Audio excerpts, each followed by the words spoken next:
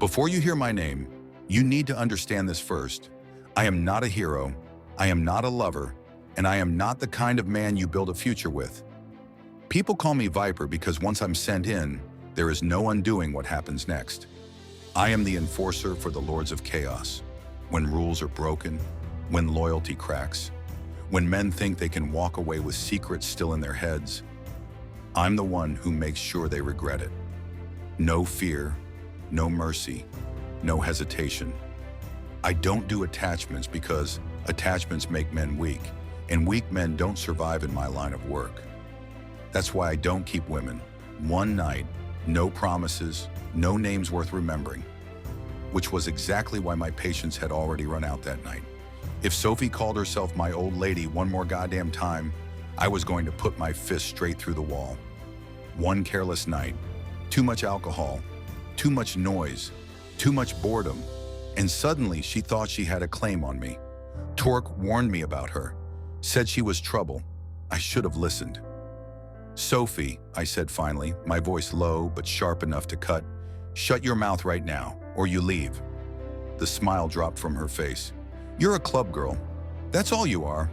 The only reason I touched you is because the guys were bored and I had too much to drink. Her eyes widened. You will never be my woman. I could feel the room tense, but I didn't care. My woman wouldn't have slept with half the men in this room before getting to me. And you know damn well you have. So get lost. Silence. But Viper, she whispered, desperation breaking through. It was special. We can try again. I don't do repeats, I said flatly. Go bother someone else. She stormed off toward a group of girls laughing too loud, pretending none of them had heard a word. I leaned back, finished my beer, and stared at the bottom of the bottle. Maybe I needed the road. Maybe I needed speed. Or maybe I just needed a face I hadn't already burned out on. I was reaching for my keys when the clubhouse door opened, and everything inside me went still. Jesus Christ. She walked in like every bad decision I'd ever made decided to take human form. Dark hair, trouble written all over her, skin the color of warm honey glowing under dim lights like she didn't belong, but didn't need permission either. Her body was the kind men dreamed about and lost wars over. Long legs, confident walk, no hesitation. Her makeup was dark around her eyes, sharp enough to be dangerous. Her lips were painted a bold red, curved into a smile that knew exactly what it was doing. She crossed the room like she owned it. Jenna saw her first. Her face lit up instantly as she rushed over and pulled the woman into a tight hug, laughing like trouble had just walked through the door wearing silk. The woman's back was to me. I exhaled slowly. That ass was a work of art. My body reacted immediately. Hard, fast, no permission needed. I didn't like that. I didn't like losing control. Jenna stepped back, looked her sister up and down with an approving grin. The woman laughed, shrugged one shoulder, completely comfortable under the attention, like she was used to being wanted. What the hell is her story? I muttered. Viper. Butcher's voice came from beside me.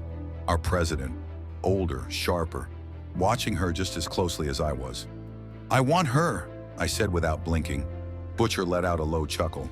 Too young for me, but Christ, she looks like a walking problem. She's looking for something, I said, tossing my empty bottle into the trash, and I'm going to be the one who gives it to her. We watched as she turned on the bar stool, talking to Jenna, her eyes casually moving over the room. Then they stopped. On Torque. I frowned. Torque was a mountain of a man, scarred, massive, built from violence. His nose had been broken too many times to count.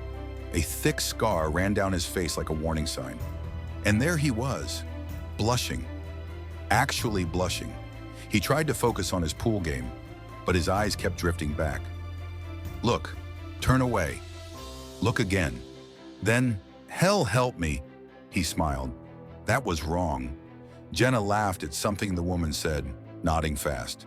The woman leaned closer, unafraid, not intimidated by anything this place represented. Interesting. You know who she is? I asked. She's Jenna's sister, Butcher said. Jenna asked if she could stop by, said she's got problems at home. What kind of problems? He shrugged. Didn't ask. I nodded, grabbed another beer. Butcher didn't look relaxed. Something was eating at him. You need anything? I asked. He sighed, rubbing his face. Ever know how to make a woman listen after you've screwed up bad? I raised an eyebrow. Don't talk until you've made her feel good a few times. Once she's satisfied, she'll hear you out. He laughed, a deep sound. I like that. Problem is, she won't let me get close. Then you're asking the wrong man, I said. That's why I don't do relationships. I end problems. I don't create them. One day, he said quietly, a woman is going to come along who keeps your attention longer than one night. I scoffed. There isn't a woman alive patient enough for the mess I am. Maybe not, he said, but there might be one who makes the mess worth it. I snorted. Since when did you get philosophical? He shrugged. I studied psychology and law before this life. Sometimes I say smart things. People underestimated us, thought bikers were dumb muscle. They were wrong. We chose this life because we refused to be owned. My own path wasn't academic. 10 years as a Marine.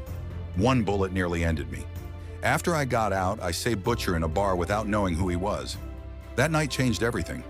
For 4 years, my job has been simple. Handle traitors. That's how I earned the name Viper. Some say it sounds like RIP. I stick to one-night rules for a reason. I'm keeping my policy, I muttered. Butcher smiled as he walked away. When that woman gets you wrapped around her finger, don't say I didn't warn you. He left. I watched her at the bar throw back 3 shots in a row. Smooth, reckless, controlled chaos. That was my sign. It was time to introduce myself.